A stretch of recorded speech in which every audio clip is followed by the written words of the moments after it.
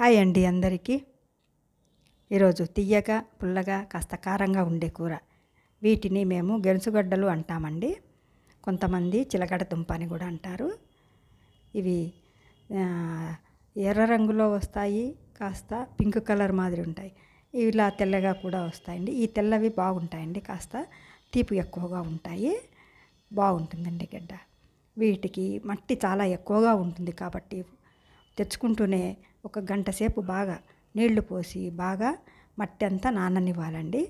నాన్న తర్వాత బాగా శుభ్రంగా కడుక్కొని ఇలా చిన్న చిన్న ముక్కలుగా కట్ చేసుకొని పెట్టుకోవాలి.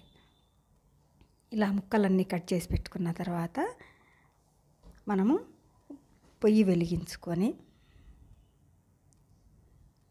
కాస్త బాణలి పెట్టి అందులోకి ఆయిల్ వేసి, ఒక స్పూన్ ఆయిల్ వేసి అది బాగా వేడిగా కానివ్వాలన్నమాట. ఆయిల్ బాగా వేడెక్కాక అందులోకి ఆవాలు, మినప్పప్పు వేయాలి.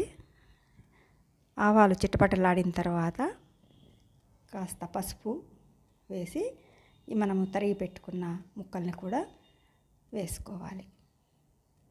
అలా వేసిన తర్వాత బాగా వాటిని కలుపుకొని కాసేపు మగ్గనివ్వాలి. అలా ఇది కూర చాలా బాగుంటుందండి. ఇది అన్నంలోకి చాలా బాగుంటుంది.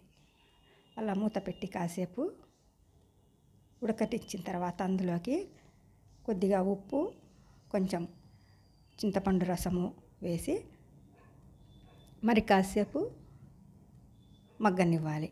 చింతపండు రసంలో బాగా అది మగ్గితే కనుక ఆ ముక్కలకు పులుపు పట్టుకుంటుంది అన్నమాట. ఉప్పు పులుపు పట్టుకుంటుంది. తర్వాత కొద్దిగా కారం వేయాలి. అలాగే బెల్లం కూడా కొద్దిగా వేసుకోవాలి. బెల్లము ఇష్టం ఉంటే వేసుకోవచ్చు, లేకపోతే లేదండి. బెల్లం వేస్తే కాస్త టేస్ట్ వస్తుంది.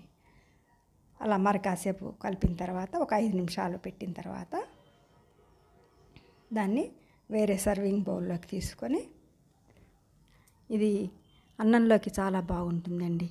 మీరు ట్రై చేసి చూడండి. Thank you for watching.